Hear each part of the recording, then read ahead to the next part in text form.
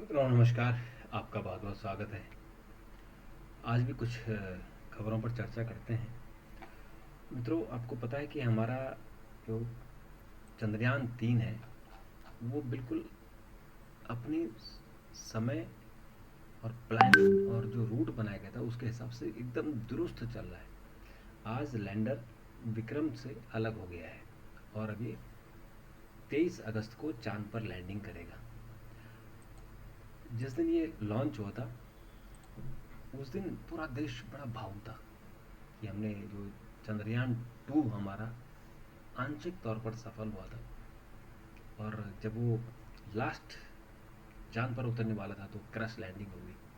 तो सभी देश के लोग दुखी थे और इसरो के चेयरमैन तो भबक कर रो पड़े।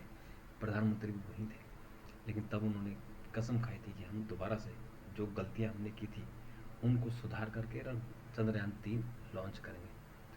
तो अब ये जो अपनी स्पीड पर जो चल रहा है और ये बिल्कुल जैसे कहा गया है, जैसे इसकी प्लानिंग की गई थी उस प्लानिंग के हिसाब से अभी जो लैंडर मॉड्यूल है वो प्रणोदक मॉड्यूल सफलतापूर्वक अलग हो गया है। जो जो ये वो लैंडर है और जो यान है जिसमें ये लैंडर गया है, रोवर, उसका नाम विक्रम रखा हुआ है।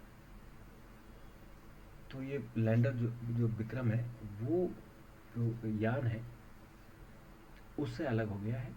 और चंद्रयान लैंडर विक्रम और रोवर प्रज्ञान, जो रोवर है उसका नाम प्रज्ञान है, यानी जो चांद पर उतर कर क्रॉलिंग करेगा वो प्रज्ञान है।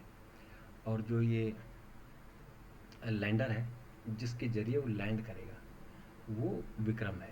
विक्रम साराभाई, आपको पता ही है कितने बड़े साइंटिस्ट जिन्होंने भारत की जो अ, अंतरिक्ष कार्यक्रम वो विक्रम साराभाई ने किया था। तो उन महान वैज्ञानिक के नाम पे ये विक्रम रखा गया है। और अभी जो लैंडर मॉड्यूल है अब कक्षा में और नीचे आने के लिए तैयार है, जिससे यह चंद्रमा की सतह और करीब पहुंच जाएगा और चंद्रमा के दक्षिणी ध्रुव पर सॉफ्ट लैंडिंग 23 अगस्त को करेगा। तो इसरो के ने आज जो बताया है, आज इस पर बड़ी चर्चा हुई। और आज इसरो ने और जो हमारा साइंटिस्ट, जो हमारे विज्ञान मंत्रालय है उनके मंत्री जितेंद्र सिंह ने डिटेल में इसके बारे में बात किया। और लगभग आज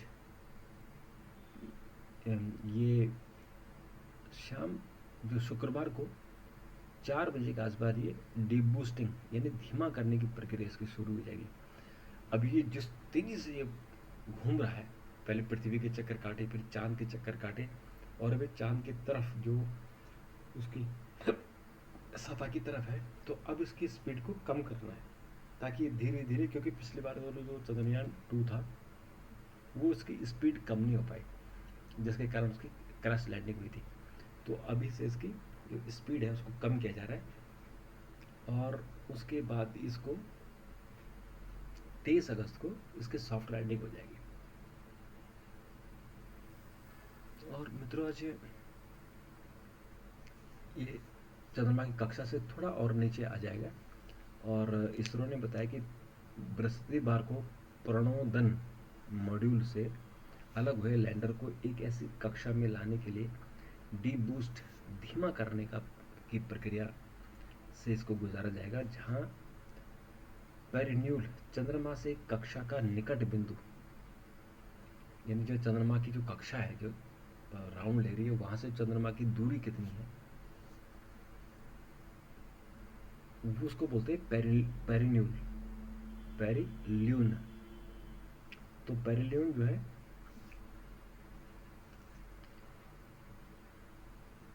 ये 30 किलोमीटर दूर है, केवल 30 किलोमीटर। और जो अपोल ल्यून है चंद्रमा से सबसे जो दूरी है वो 100 किलोमीटर है, यानी ये वृत्ताकार घूमता है ऐसे ऐसे। तो जो सबसे कम दूरी है वो 30 किलोमीटर है और सबसे लंबी दूरी अब वो 100 किलोमीटर है। जो 4000 किलोमीटर थी वो घटकर अब 100 किलोमीटर में आ गई है। और अभी चंद्रमा से दक्षिण ध्रुव क्षेत्र में सॉफ्ट लैंडिंग करने का प्रयास किया जाएगा। और इस बीच इसरो ने यह भी कहा कि प्रणोदन मॉड्यूल जो वर्तमान कक्षा में अपनी यात्रा महीनों वर्षों तक जारी रखेगा। यानी जो उसका जो रोवर है, ये ये चक्कर लगाता रहेगा। यानी ये जो यान है जो यहाँ से भेजा गया है वो कई साल तक घूमता रहेगा। जैसे चंद्रयान 2 का जो यान है वो आज भी घूम रहा है, आज भी सफलतापूर्वक घूम रहा है। सिर्फ जो रोवर था वो नहीं,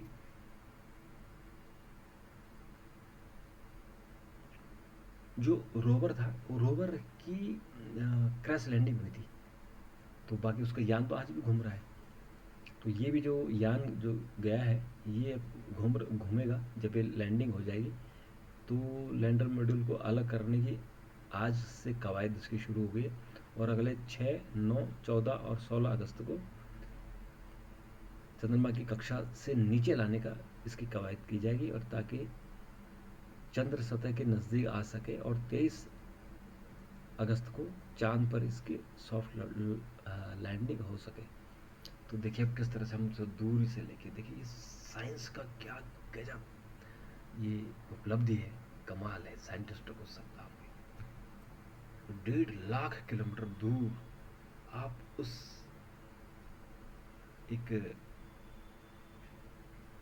जो जहाज आपने भेजा है,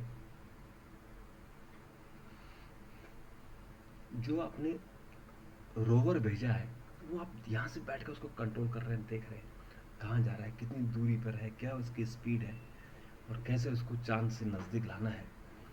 मतलब कमाल है, कमाल है, कमाल है। साइंटिस्टों को मेरा सलाम है। और अभी इसका अब हम इंतज़ार करेंगे कि आज से लेके आज 17 तारीख हो गई और 23 तारीख तक, यानी सिर्फ 5 दिन रह गए, और 5 दिनों में इसकी स्पीड धीमी धीमी धीमी करके और इस चांद पर इसको उतारा जाएगा। कमाल है। और मैं ईश्वर से प्रार्थना करूँगा कि इस चंद्रयान 3 को बहुत सफल बनाए, और रोवर जब उतरेगा तो इस चांद की सतह पर चले, जैसे प्लानिंग है उसी हिसाब से चले। तो आज एक ज़बरदस्त खबर है कि सरकार ने जो सिम कार्ड बेचने वाले हैं, जिसकी इच्छा जहाँ बेच रहा है, दुकान लगा के बेच रहे हैं, ऐसे 67 डीलरों को ब्लैक लिस्ट कर दिया है, और सबके लिए मैंडेटरी कर दिया है कि जो भी सिम कार्ड बेचेगा उसका सत्यापन जरूरी होगा, यानी उसकी वेरिफिकेशन जरूरी होगी। क्योंकि आजकल ये फ्रॉडगिरी बहुत हो रहा है, आप किसी के नाम पे भी आप सिम दे दे रहे हो और उसमें फिर लोग फ्रॉडगिरी कर रहे हैं। तो ये आज आईटी मिनिस्टर अश्विनी कुमार ने वैष्णो ने आज बताया इस बारे में, और कहा कि हमने 67,000 डीलर को ब्लैक लिस्ट कर दिया है, और ये मैंडेटरी हो गया है कि उनका जो सत्यापन हो वो मैंडेटरी हो। मित्रों, सुप्रीम कोर्ट से खबर आ रही है कि निचली अदालतों में वर्चुअल सुनवाई होगी। अभी तक सुप्रीम कोर्ट और हाई कोर्ट में हो रही है, लेकिन उनका निचले कोर्ट में होना चाहिए। बिल्कुल, जब टेक्नोलॉजी आ गई, इस टेक्नोलॉजी का फ़ायदा उठाना चाहिए।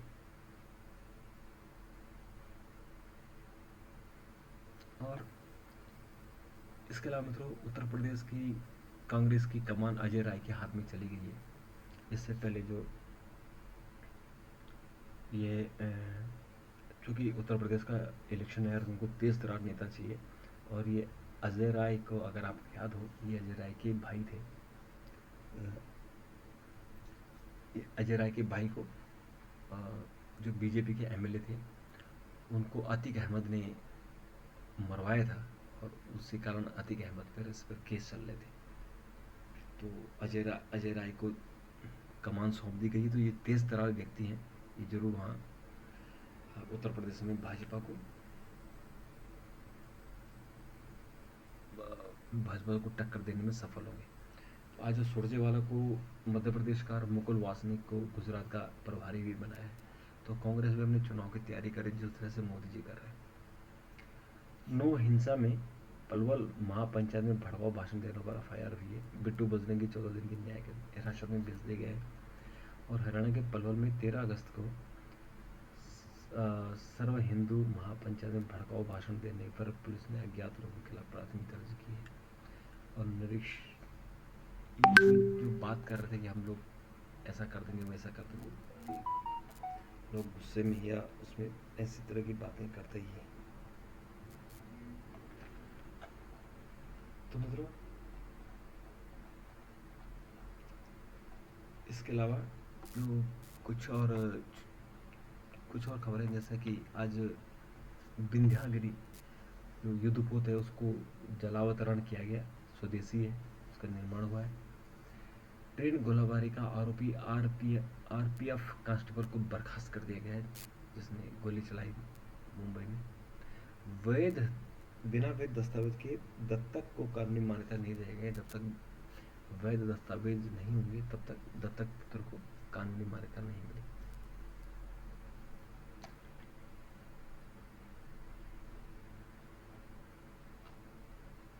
तो मित्रों, इसके अलावा G20 की कॉन्फ्रेंस की तैयारी चल रही है, और उसमें जो प्रगति मैदान में बना हुआ भारत मंडपम है उसको सजाया संवारा जा रहा है, बहुत ज़बरदस्त बना है। तो मित्रों, आज के लिए इतना ही। कल फिर मुलाकात करेंगे, तब तक के लिए।